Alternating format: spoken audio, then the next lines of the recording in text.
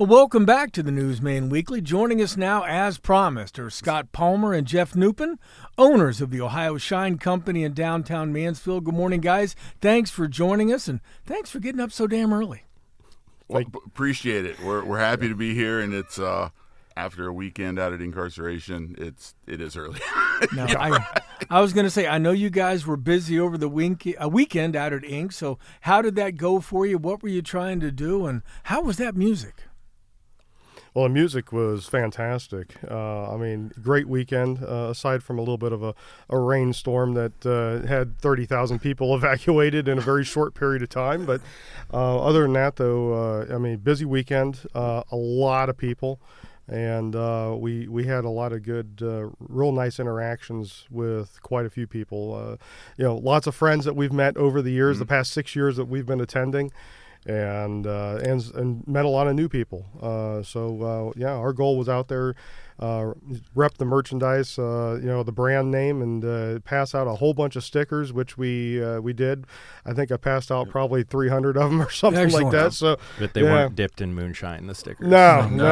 Okay. All right. But scratch and sniff, scratch Ooh, and sniff. scratch and sniff. There we go. Like now we're talking here. We're good. And apologies to Mr. Wimmer and Mr. Jansen for the stickers you may have to peel off of things. But if you'd like to avoid that next year, give us a call. Let's talk. All right. Now, one thing I want to remind you is when you go to speak, get real close to the microphone because everybody wants to hear you. Everybody wants to hear you. They don't want to hear me. But all right, guys, tell us about the Ohio Shine Company. What inspired you to open a distillery in downtown Mansfield, Ohio? Yeah, so this is an idea that was born many, many years ago with me, really following the distilling industry, having a passion for it, just personally through my adventures in bourbon primarily. As my family and I started traveling to Tennessee, to the Gatlinburg Pigeon Forge area many years ago, we started experiencing the moonshine culture down there, and really fell in love with it. It was fun, and that made the vacation even better, right? Okay, so in addition to towing kids along and doing things that kids want to do. Yeah, because in Gatlinburg you could spend $50 every 5 minutes. Absolutely, right, and you can hit 5 distilleries in a period of a mile. Yeah. So it was fun for the adults while we were down there, and as we start to look out a little bit further, you see there's others, okay, and so it was an idea. Then I was like, you know what? Hey, this is kind of fun. This is really interesting, and it didn't feel like. And this is going back now about 3.5 years ago or so. I was like, what? There really isn't a lot of that happening in Ohio, right? And especially not in Central Ohio where we live, and. Yeah, maybe a little bit of libations were involved, and You know what? So many great and horrible ideas have evolved from libations. And we're still figuring out which one that's going to be. Right. Yeah, so it was That's why good. they call Good it idea. spirits, because you get the inspiration. Yes. Right. Exactly. This was something that it was kind of born in Jeff's head primarily, but. We've been, as we've said before, we've known each other since high school. You guys both went to Lexington? Yep, Correct? both graduated from Lexington. Class of 93. Yep. There you go. And, and my dad was, I never really had my sights set on this industry necessarily, but my dad was always an entrepreneur. He had his own business for a long time. And, we had always, talked over libation. No, but he was, I think this, he was down there, I think about 3 years ago. And I think just the inspiration, I think, really finally hit him hard.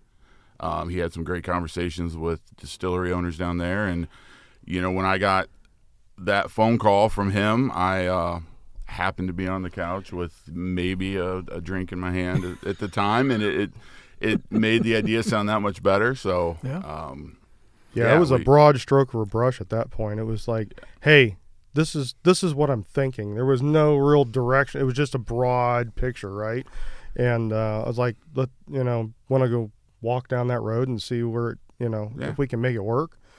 Well, we knew we've known of distilleries. I mean, and when I lived in Columbus for 8 years, and I knew a couple of microbrewery owners, got to know them and see a little bit into that industry. And he and I, through our day jobs, both knew the owner of a distillery up in Worcester, and I mean, the whole thing is just real intriguing. And it was so we kind of set out on the journey to see if we could even do it.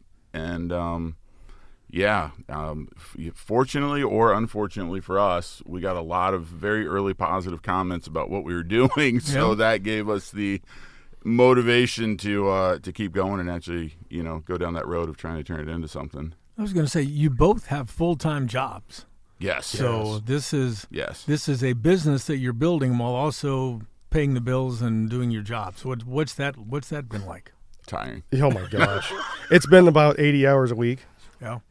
I mean, that's probably Where do you find the time to drink moonshine? Well, Just power through. You do it just to numb the senses at that point. No, quality control is part of the job. Yeah, someone's got to do product. That's called working overtime. Right. Well, I'll say this, and I want to get this out there as quickly as I possibly can. Thank you to our wives and to my son, because without them, I mean, we wouldn't be doing what we're doing.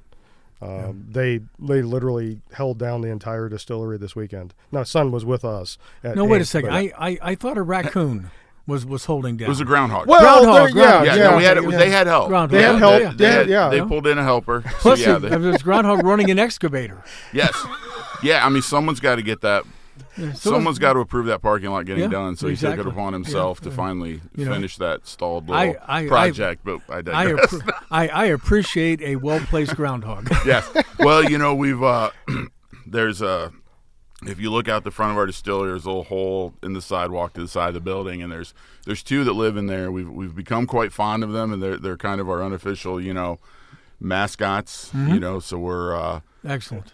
We're about this close to just, throwing up a red circle with a groundhog head inside of it and see what happens. Works for a beaver. I mean, all right. So let's go back in time just a little bit to the first time you decided to go into a business. Talk about when did you research and find out about federal and state regulations and how closely regulated the distillery business is? And at some point, I'm sure you said, you know what, let's not do this. But you powered through. Talk about those. There was a lot of that. I think we realized, I think we knew it was heavily regulated. Right. We knew we would be dealing with, the federal government. Mm-hmm. We knew we'd be dealing with the state, obviously the city in certain aspects. And so, what we didn't know is we'd end up with 3 attorneys. Of course. Because we have a local attorney, and then we have a federal attorney, and they don't want anything to do with the state of Ohio. So then we have a state attorney who wants nothing to do with the federal government. And I will say it was an interesting and difficult process. Our federal attorney, who's down in Cincinnati, is one of the best in the business. I can't sing their praises enough. They they're really on top of the game, knew what they were doing. And the federal production side of things was relatively easy and painless to navigate, okay. I will say. The state side of things, with Ohio being a very control state when it comes to high-proof spirits, was some of the challenges that even we didn't expect.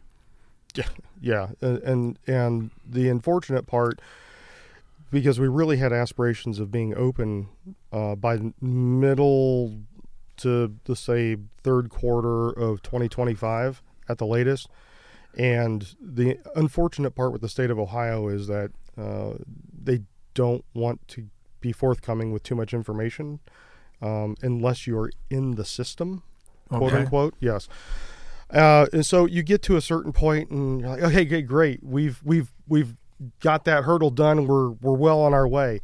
Oh no, now you have to do this. Yeah, and so they kept kicking that football down it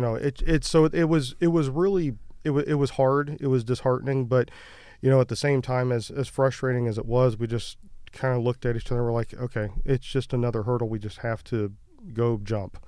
And once we just do that, at some point there's no more hurdles left. What's the strangest or oddest regulation, either federal, state, or local, that you've kind of come across as part of the process? Wow. Yeah. I don't even know where to start with that. There's a lot. We found a lot of interesting things, and kind of to Jeff's point, what frustrated us with the state of Ohio was we thought a lot about this. I think we had a pretty good idea of what we were getting into. We put a lot of thought into it. We had, surprisingly, during a couple meetings with attorneys, both federally and state, we got the comment a couple of times, wow, no one's ever asked that before. So we got to a point we weren't sure if we were just overthinking it or if, there was. But I think what was frustrating with the state was we did have a lot of questions about what we thought we knew about the process. And like Jeff said, they're very tight-lipped and hard to communicate with until you get to a certain point, which is almost the point of no return at that point. So really like he is. said, then now you're in it. So it's like, okay, well, here's this new wall. Well, don't really have any choice but to break through it at this point. Yeah, it's like, you invested a lot of time and probably money and effort. Yeah, at that point we're so close. But yeah, it's but to your question, it's, I think, and it's something that now that the number of distilleries in Ohio has reached triple digits, just recently, it's there's maybe 400 or 500 plus breweries. Same with wineries. Ohio's just hit triple digits with distilleries. Obviously we're the only one in Richland County. There's not a lot very close to here, but what the association, I think, is, there's a lot that we would like to see change as far as some of the odd things we see. I mean, there's, we're, as we alluded to before we started the podcast, people come in and they don't understand that we operate differently in Ohio than breweries and wineries. We can only do very small tasting samples. We're limited on the amount we're allowed to sell you every day. Where, I mean, you can go into Kroger, you can get a discount on a case of wine. You can roll out with shopping carts full of beer, but I can't sell you more than 3 liters a day. Yeah. Well, I know. We were talking before we started the show. I could walk into Kroger and put several bottles of Tim Smith's moonshine in my cart and probably able to walk out the door with it, assuming I pay for it, of course. But yes, I mean, generally speaking, I think most associates at the OHLQ stores, especially in the supermarkets, either turn a blind eye or don't know, right? Or don't care. One of those three, right? So, and to, I think to Scott's point too, and kind of circling back to where this idea was born out of, really in Tennessee, down there you can get 8 samples, 10 samples. Heck, there are some that there's no limit. Okay, if they have 15 different products, you can try all 15. But here in Ohio, 4. Of course. Of course, right? Yeah. It's the same way with like the cannabis laws here, right? It seems like when they legalized it, it was like, we're not going to open it up as much as this, and we're going to regulate it in this way. And we know you voted for this, but we know we're you going to voted, change but that. we know best. Yes, right? Because we're Columbus. Well, now we can pay more money for another license and do what we want to do. Oh, yeah, we could get an actual service license, so to speak. I mean, the one positive in that respect is most jurisdictions have limits on quotas or whatever on liquor permits for the area. Now, as a distillery, we're not subject to that. So if we wanted to take that step, we could do that, at any time. It comes with some, certainly some additional investment, some headaches, but, so it's like, okay, yeah, we will give you a path to that, but, let's have a little more money. It's never about protecting people. It's all about the money. All about the money. Right. Now, so you guys made a pretty sizable investment. You decided to come to downtown Mansfield. You got the building on it's South Franklin Street, right? Yes, North Franklin. North Franklin. North Franklin. Yes, North Franklin yes. Street. Go the other way, folks. Don't go to South Franklin. Go to North Franklin. Yeah. Anyway, I mean, what was it? I began to see once you guys acquired that building. When did you acquire it, and how much improvement did you have to make into that particular building? I mean, so we've been looking for a while, and as we've told other people, because we've said before we were Lexington grads. He still lives in the district. I live in Lexington, and everyone's like, "Why didn't you open there?" I don't think Lexington's ready yet.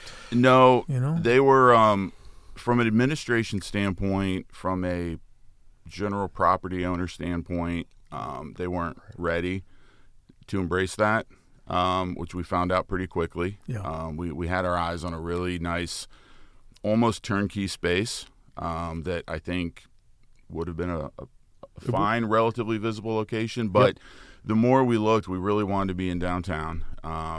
We looked at a few buildings with, a couple of property owners, including, Carl Ferniak and his group.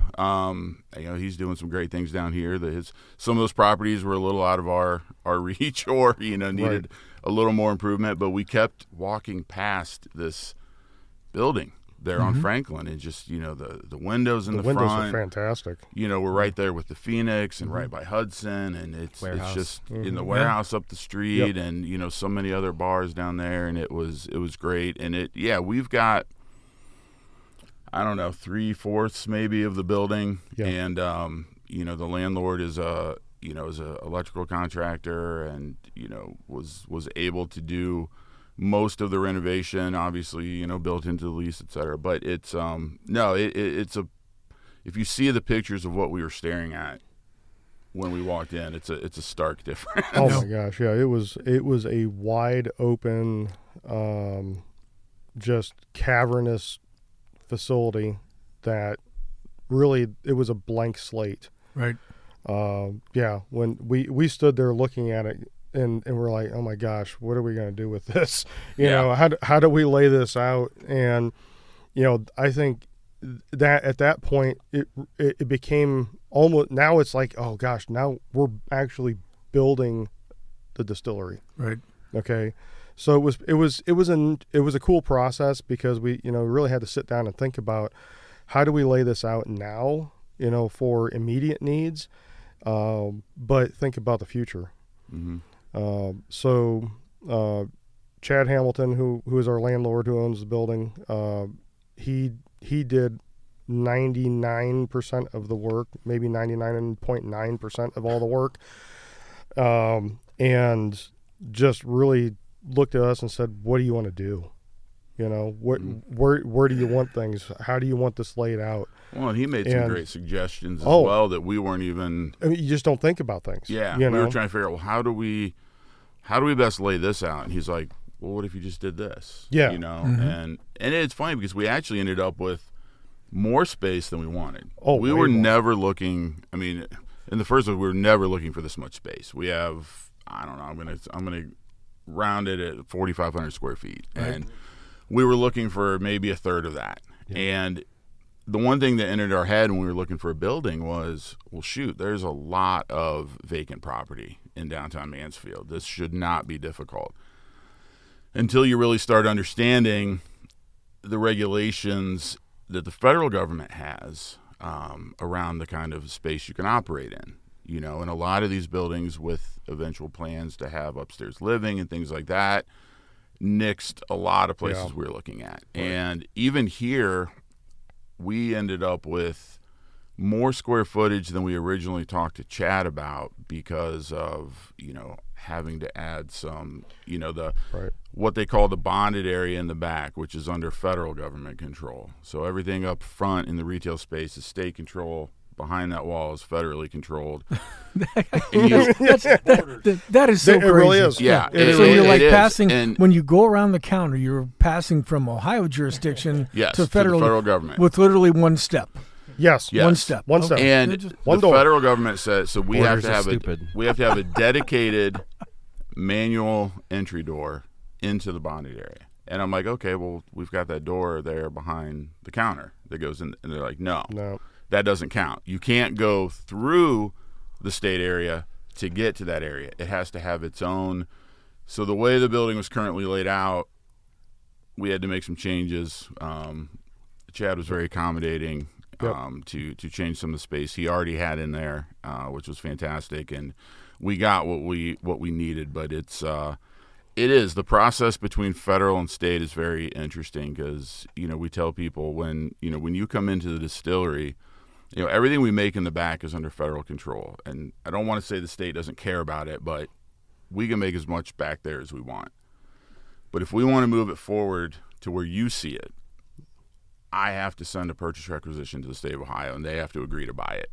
And when you come into the distillery, you're not buying from us. We have one customer as a distillery, and that's the state of Ohio. So you're now buying from the state of Ohio, and we're acting as an OHLQ agency. Wow. Is that all distilleries then in Ohio? Yes. Yeah. So we sell it doesn't work like that in like Tennessee.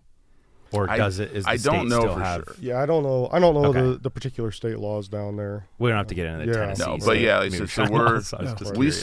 set our price to the state of Ohio, and then they tell us the price we're going to sell to you at. Wow, Yeah. That is. So and that's where they so that's how the state makes their money on alcohol. So I got to tell you, I was in your store a couple weeks ago. It's a wonderful place to drive down into. Good parking. There's a wonderful lobby when you come in.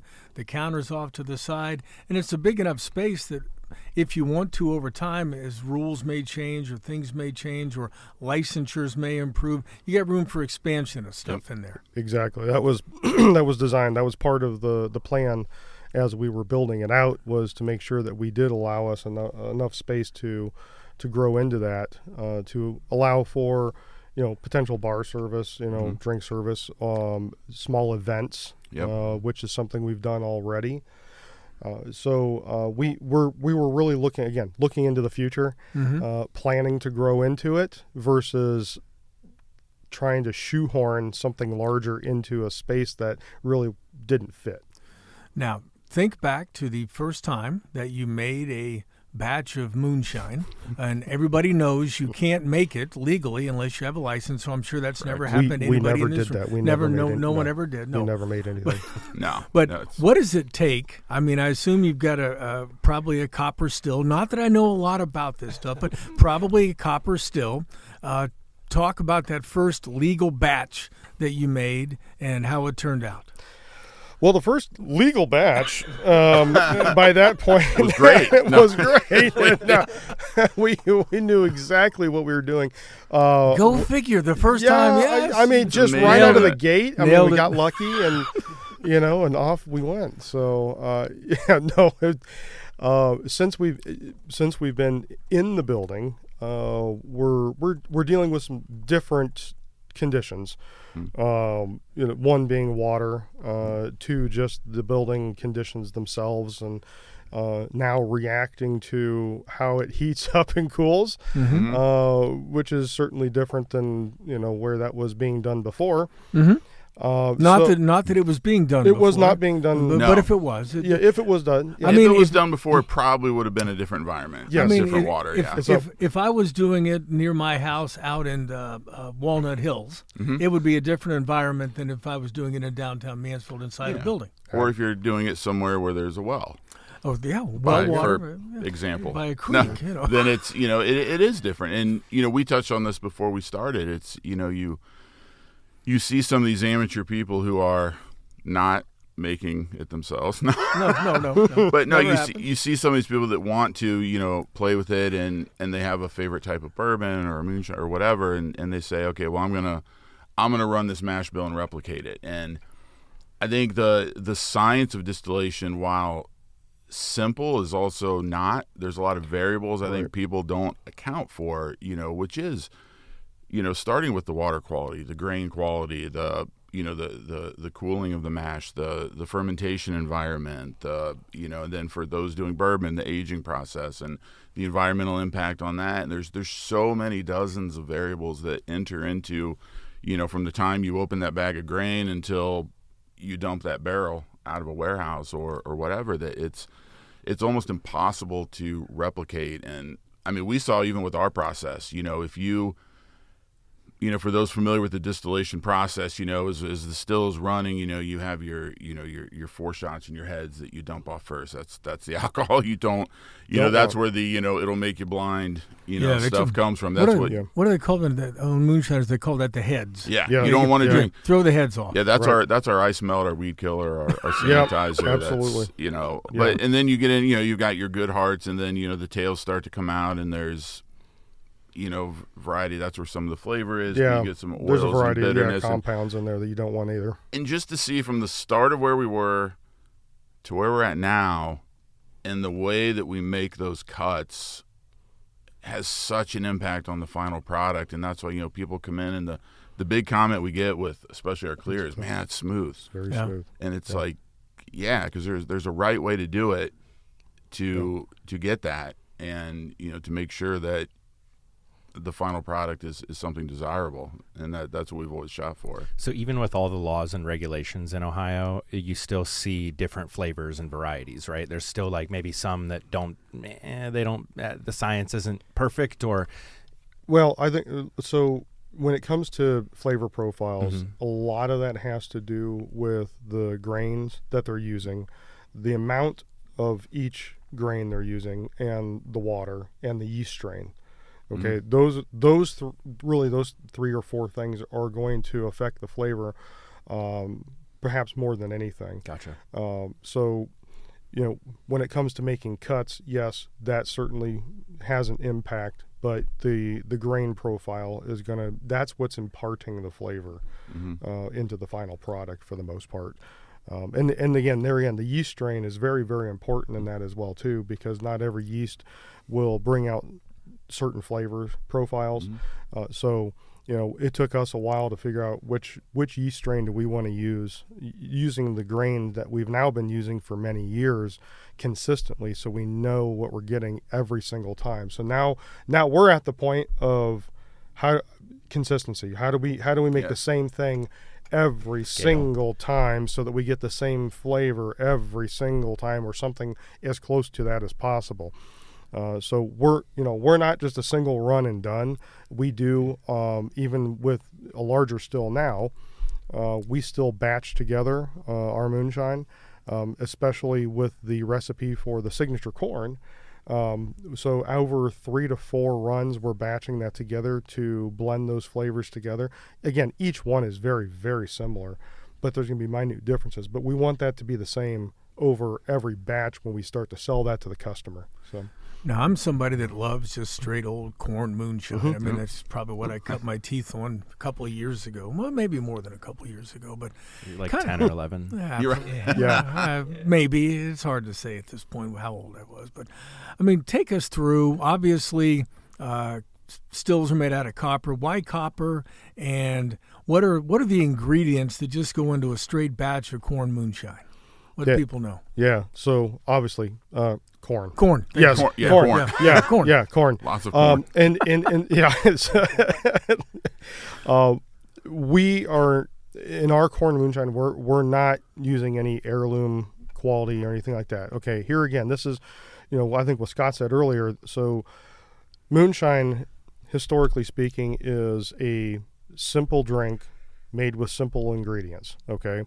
And too many times nowadays, I think distillers or home distillers, commercial distillers are looking for that next big thing, and they're trying to overcomplicate.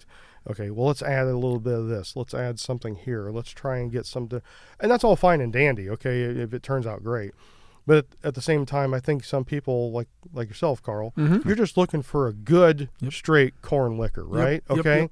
And that's what we really set out to master initially. That was going to be the foundation for everything we did moving forward. And so, yeah, it's going to be a good quality yellow dent corn. That's all we're using. Okay, it's nothing special. It's readily available in Ohio. We're surrounded by it. Okay, I was going to say Ohio grows a lot of corn. We have a little bit. Yeah, we have a little bit. That wasn't hard to find. No, wasn't hard to find. But I'll tell you what was hard. A good one. A good consistent product was hard to find. Clean. Yes, and so that we've settled on a certain variety, certain brand, and we continue to go back to that. So that there again, it's consistency. It's getting the same product over and over, right? So yes, that we do have some malted barley in there. Here again, it's locally sourced from Marysville. So the gentleman, he grows it, he malts it there on site. He's a supplier to the brewing and distilling industry. He himself is a legal distiller as well too. So he knows what he's doing. He knows what to look for, and we lean on his expertise when it comes to the malted grains. Then after that, it's good water. It is we do put some sugar in there, and that's just to boost the alcohol content in the mash as it's fermenting. We keep the sugar content low. Our mash bills are higher in grain versus they are sugar. Good. And not one of the things I love. Yeah, not every moonshiner does that. Okay, it might be the reverse of that, where it might be 2/3 sugar, a little bit of grain, just to impart some flavor. The reason why ours has good flavor, really good flavor, is because it's higher in grain. So a little bit of sugar, a good yeast strain that's going to cleanly ferment and bring out good flavor profiles. After that, it's just a little bit of time. Yep. Now, going into the equipment question, copper. So why copper? Copper is one. It's a good conductor of heat, so we can heat up the still. It holds temperature. It's very reactive as far as that goes, but it also helps to remove sulfites as it's going through the process. Okay. It's the traditional way, copper pot, and this is all of our product. This is how we make it. It is copper pot. It is technically a double distillation, so it's one distillation out of the copper pot into a thumper. That is a second distillation, then to the condenser. Our distillate does not touch anything other than copper until it hits our stainless steel blending tanks. Mm-hmm. Okay. So that's the process right there. From start to finish, from the time you dump in corn to the time you're getting moonshine out the end. Mm-hmm. Well, how long does all that take? 2 weeks. 2 weeks, yeah. 2 weeks. Yeah, about 2 weeks, yeah. For how much of a run would you make? Yeah, so right now our bigger still is 30 gallons, so we would have 30 gallons of mash. It's a little bit more than that. But we would yield about 3 gallons of quality distillate that we want to keep. Yeah. Okay, so maybe not quite 3. Sometimes it's about 2.5. Okay, and again, each run's a little different. Okay, but when I'm back there distilling, I'm constantly checking the smell, the taste, and the feel. Mm-hmm. And people are like, what do you mean by feel? Right. Okay. As the run is going through, every point in time has a different smell, taste, and feel to it. And the more you do it, the more you become attuned to watching the temperature on the still, the temperature on the head, which is the head on the pot, and then that product coming out of the condenser. Okay, and you learn over time. Okay, usually in this range you're going to get the heads. In this range, you're going to get your hearts, and then in this range, you're going to start getting into tails. And so, for me at least, they're using the temperature as a kind of a gauge as to where we're at in the process, but also to what does it smell like and what does it feel like, and then a taste comes into play at some point as well too. It's amazing what you can get with just smell and feel. When it starts coming off initially, it's very, very thin. It's very high in alcohol, usually north of 160 proof. Yeah. Okay, I've seen it as high as 170. But as we get into the hearts, we'll start capturing right about that 160 mark down to about 130, give or take, maybe 120. It just depends on the run. And then you start feeling those oils come through. And it gets to a point where it becomes too oily, and then the taste profile starts to change drastically. Mm-hmm. And that's when we start to capture the tails.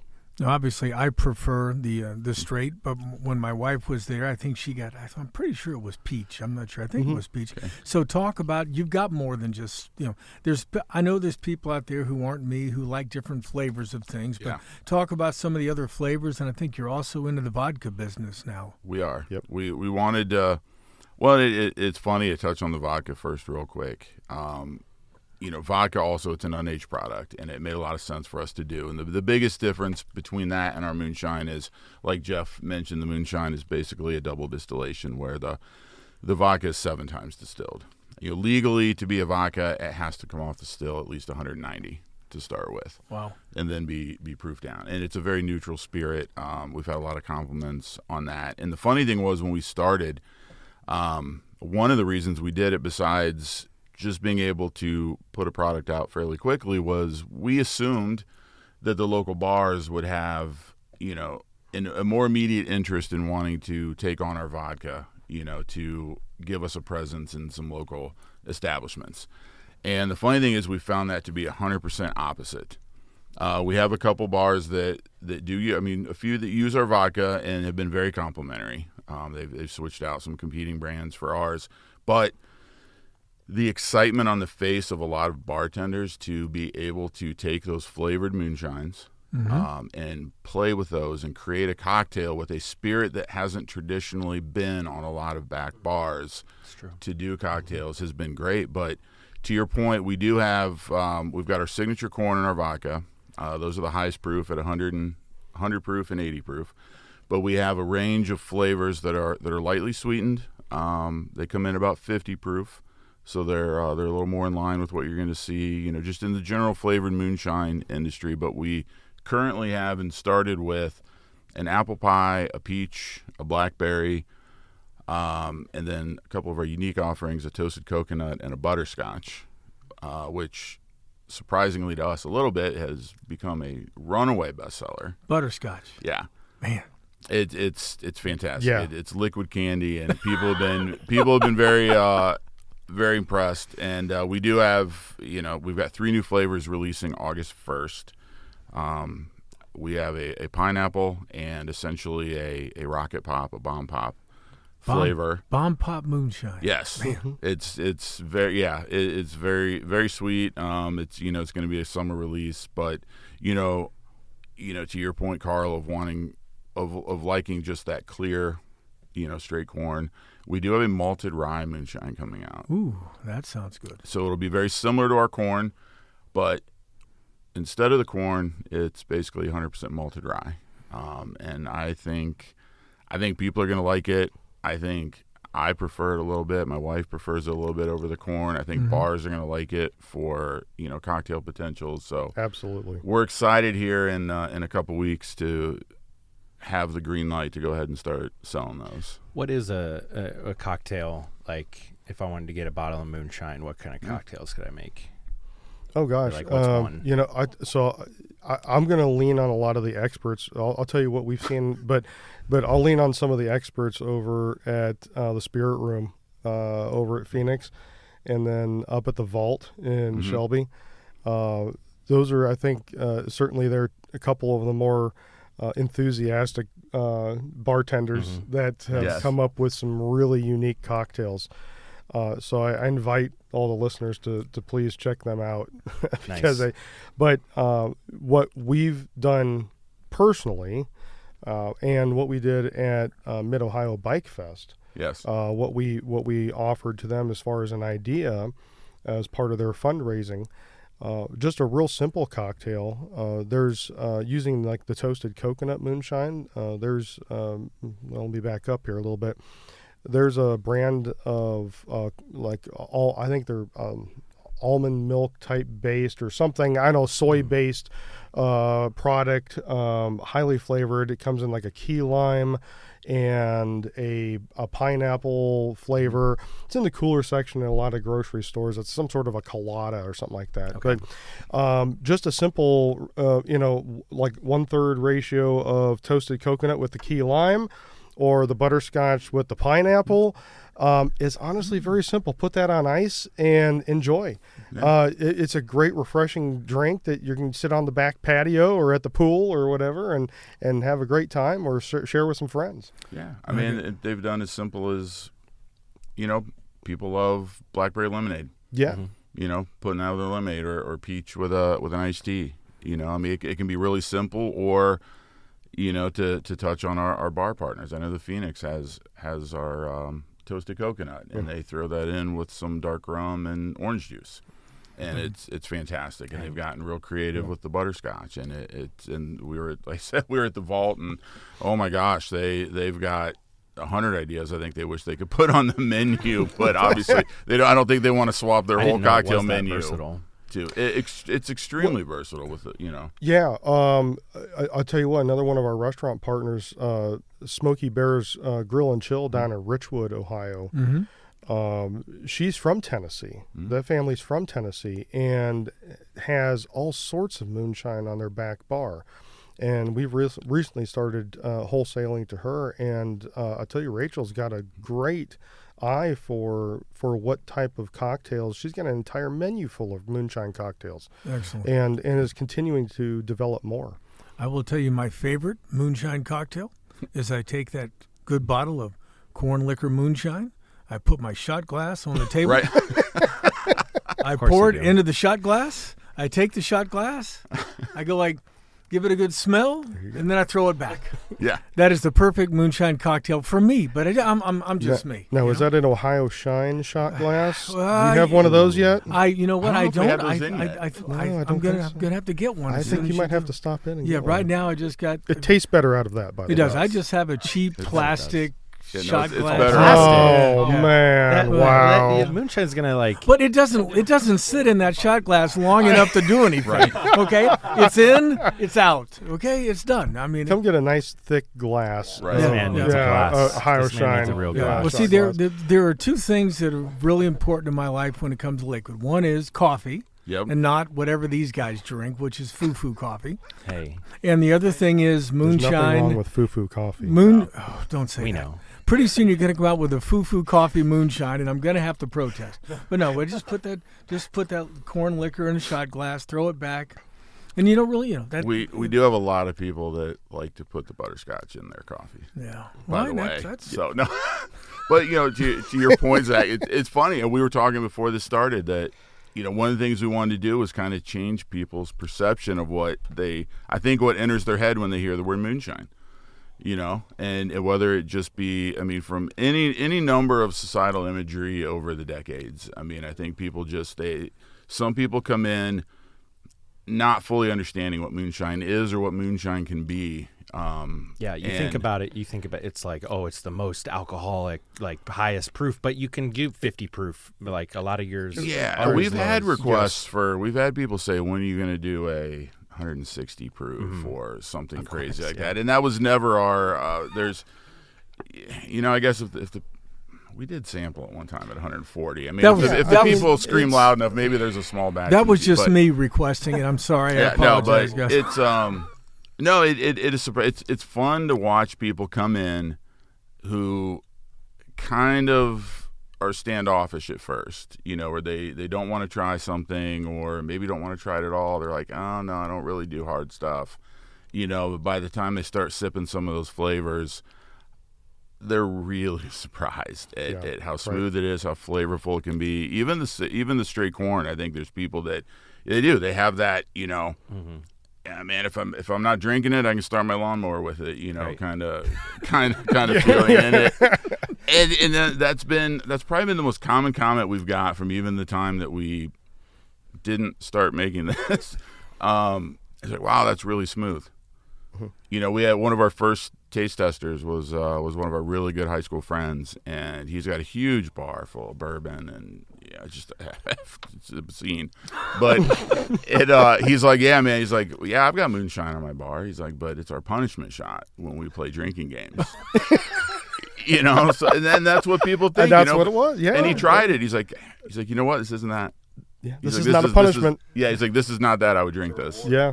So that's been the fun thing for us is to see. I think people's minds get changed a little bit, realize what the drink can be, realize what you can do with it, the versatility of it. To see local bartenders get so excited about playing with it and wanting new flavors. And as soon as we mention a new flavor, they're like, the light bulb goes off. Man, I know what I'm going to do with that. Nice. So it's been fun. Yeah. Well, the nice thing is pretty soon somebody can be at the Phoenix or upstairs in the Spirit Room and have a cocktail made with Ohio Shine Company. And then only before they go home, they walk across the street. Hopefully walk soon across the street.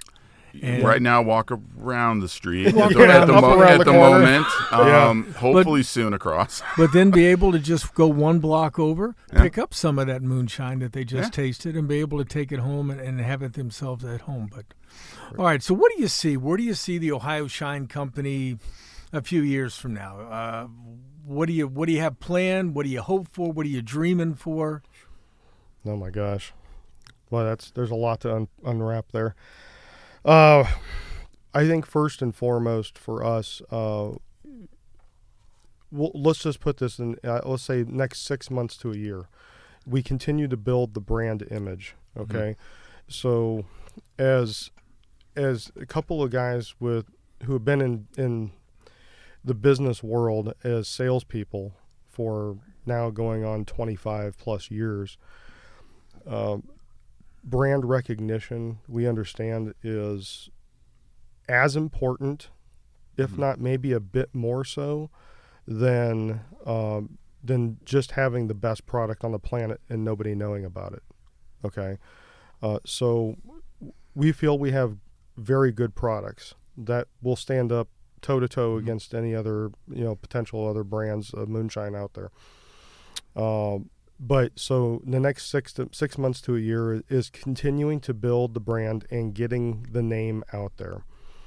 I think after that next year, and during that time also too, is getting wholesale, continue to ramp that up, getting into other OHLQ store locations throughout the state. That's super important for us right now. And we're on the verge of doing that sooner than later. So we're actively working on that because we have people asking for that. At that year point, I'm hoping that the business now at that point is profitable enough that I can then transition from my current day job to doing this full time. That is the ultimate goal for me, and I think for Scott at some point. But if it's going to continue to move forward and grow in a meaningful way, I'm going to be the one to make that jump, and that's been discussed from day one. So once we get to that point, now we're talking about larger needs as far as equipment and being on site daily, larger runs. Okay, there's a lot of things to consider when we start making that jump.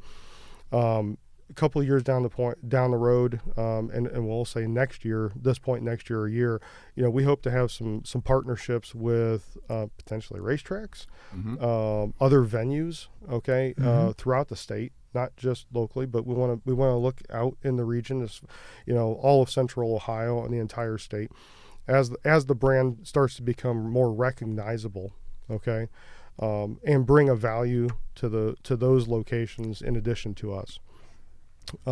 Beyond that, it's a little cloudy at this point. I think it'd be hard to say, really. It depends, it depends on, making those steps and becoming successful at each point. Again, it's those hurdles we talked about earlier of every time you run into something, you just jump the hurdle and you continue on. Right. And we're going to continue doing that. We want to grow, but we want to do so in a meaningful way and not overextend ourselves or sacrifice quality of something else just to get there. That's certainly first and foremost was something we don't want to do. Okay, right. Is sacrifice quality of anything that we're doing. Okay, I mean it's all got to be intentional. I mean, we've told people coming in, it's like the vision board is wide. We have a lot of things that we'd like to do. The wallet is much narrower at the moment. But there's a lot of things that we would like to get to. I mean, Jeff touched on pretty much all that, and and we have people coming in. You guys asked about flavors earlier, and there's hardly a person that comes in that doesn't have an opinion on what flavor they would like to see. And where I think we see other distilleries struggle is that they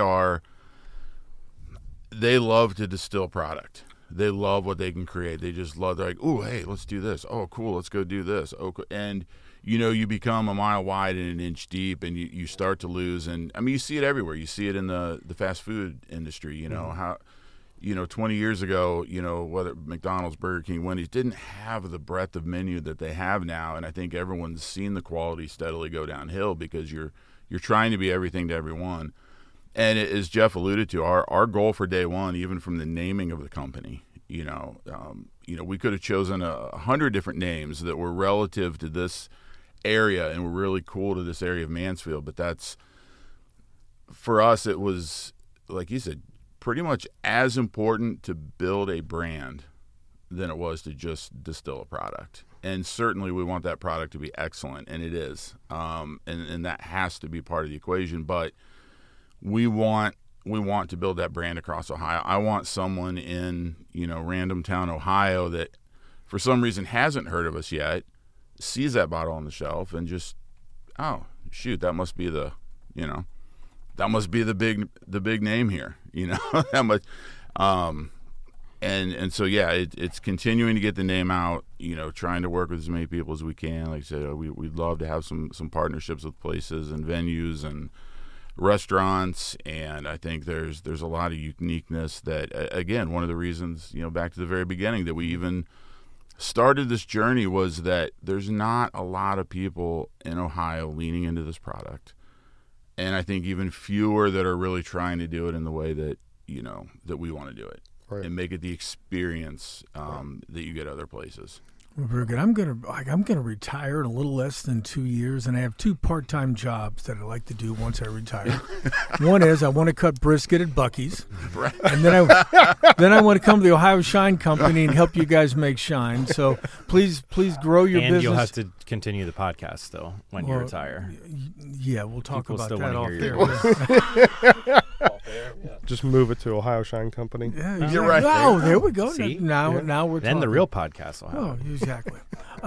Well, guys, we are going to have to wrap up today's show on that note. Many thanks to Scott Palmer and Jeff Nupen, the owners of the Ohio Shine Company here in Mansfield, for joining us today. We will put links to your websites. We'll have an address in there. Let people know where you are, folks. If you haven't tried it, you got to get down to North Franklin Street. Yep. Buy a couple of samples. Buy yourself a bottle or two, not more than 3, because apparently that would be illegal at one time. So just get down there and taste it. You're going to love it. Your old Newsman Weekly guy here, I like a little bit of moonshine along the way, I'm just saying. But guys, thanks for coming in today. Appreciate it. Thank you. Thank you for having it. And yeah, everybody check out the socials. Check out, watch for our, like I said, we're going to have a big release party event here in a couple weeks when we're allowed to sell our new flavors. So excellent. Everybody watch for that and head on in. I love a good release party. Yeah. All right, for now, thanks again to all of you for listening to the Newsman Weekly. I'll be back in a second to put a bow on this week's episode. But until then, please remember what author Mark Twain once said: if you tell the truth, you don't have to remember anything.